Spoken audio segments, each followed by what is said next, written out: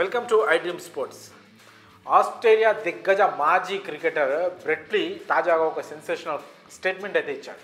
తను ఏమన్నాడంటే, ప్రస్తుతం world's best bowler team India bowler Jasprit Bumrah అని అన్నాడు.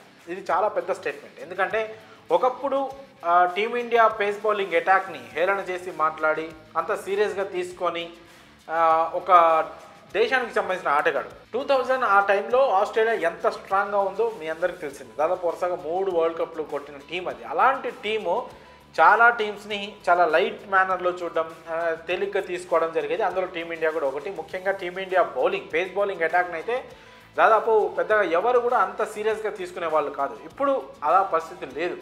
అందుకు ముఖ్య కారణం జస్ప్రీత్ బుమ్రా. ఈ విషయం చెప్పడానికి అసలు ఎలాంటి డౌట్ మనకు అక్కర్లేదు. ఎందుకంటే జస్ప్రీత్ బుమ్రా వచ్చిన తర్వాత టీమిండియా బౌలింగ్, ముఖ్యంగా పేస్ బౌలింగ్ ఎంత స్ట్రాంగ్గా అయిందో మనం ఇప్పుడు చూస్తున్న మ్యాచ్లు కానీ ప్రీవియస్ రికార్డులు కానీ దానికి ఉదాహరణ.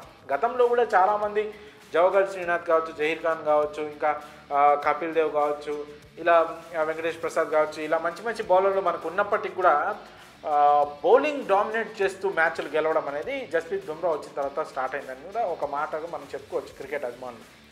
అయితే ఇప్పుడు బ్రెట్లీ ఈ మాట అనడం నిజంగా టీమిండియా స్థాయి ఏంటో ప్రస్తుతానికి ప్రపంచానికి తెలిసొచ్చే విధంగా ఉంది. ఎందుకంటే ఆస్ట్రేలియా పేస్ బౌలింగ్లో కావచ్చు, బ్యాటింగ్లో కావచ్చు, ఓవరాల్గా క్రికెట్ వరల్డ్ని డామినేట్ చేసిన దేశం. ఇప్పుడు అలాంటి దేశానికి సంబంధించిన ఒక గొప్ప ప్లేయర్, గొప్ప బౌలర్, సీనియర్ బౌలర్, ఎంతో క్రికెట్ అనుభవం ఉన్న ఒక ప్లేయర్ ప్రస్తుతం వరల్డ్లోనే బుమ్రా ది బెస్ట్ బౌలర్ అనడం చాలా విశేషమైన ఒక స్టేట్మెంట్, మంచి స్టేట్మెంట్. దీన్ని ప్రతి ఇండియన్ క్రికెట్ అభిమాని కూడా గర్వంగా ఫీల్ కావచ్చు.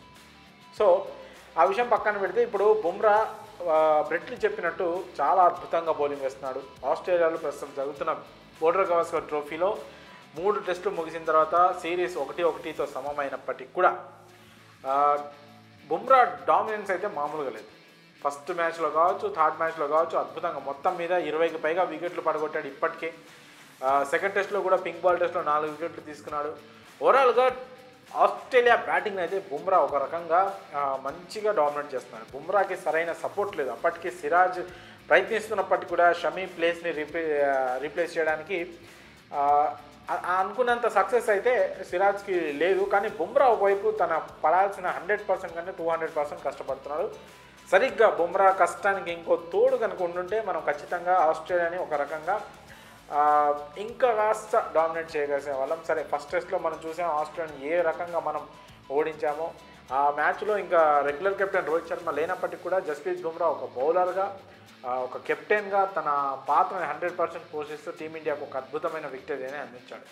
సెకండ్ టెస్ట్లో టీమిండియా ఓటమి పాలైంది. పింక్ బాల్ టెస్ట్లో మనకున్న వీక్నెస్ని కొనసాగిస్తూ సెకండ్ టెస్ట్ అయితే పోయింది. థర్డ్ టెస్ట్లో టీమిండియా ఫైట్ చేసింది. అందులో కూడా బౌలింగ్తో పాటు ఇక్కడ జస్ప్రీత్ బుమ్రా బ్యాట్తో కూడా మనకి ఫాలో ఆన్ గండం అయితే తప్పించాడు. ఓవరాల్గా అయితే జస్ప్రీత్ బుమ్రా ఒక వరల్డ్ క్లాస్ ప్లేయర్గా ఆల్మోస్ట్ ఎదిగిపోయి ఆ ప్లేస్లో కూర్చున్నాడని చెప్పొచ్చు. దానికి ఇప్పుడు బ్రెట్లీ చేసిన కామెంట్స్ కూడా ఒక ఉదాహరణగా మనం చెప్పొచ్చు. ఒకప్పుడు ఎవరైతే టీమిండియా టీంని కానీ టీమిండియా బౌలింగ్ అటాక్ని కానీ హేళన చేస్తూ అంత సీరియస్గా తీసుకొని ఆ దేశ ఆటగాడు ఇప్పుడు ఇంతలా మెచ్చుకోవడం బుమ్రాని.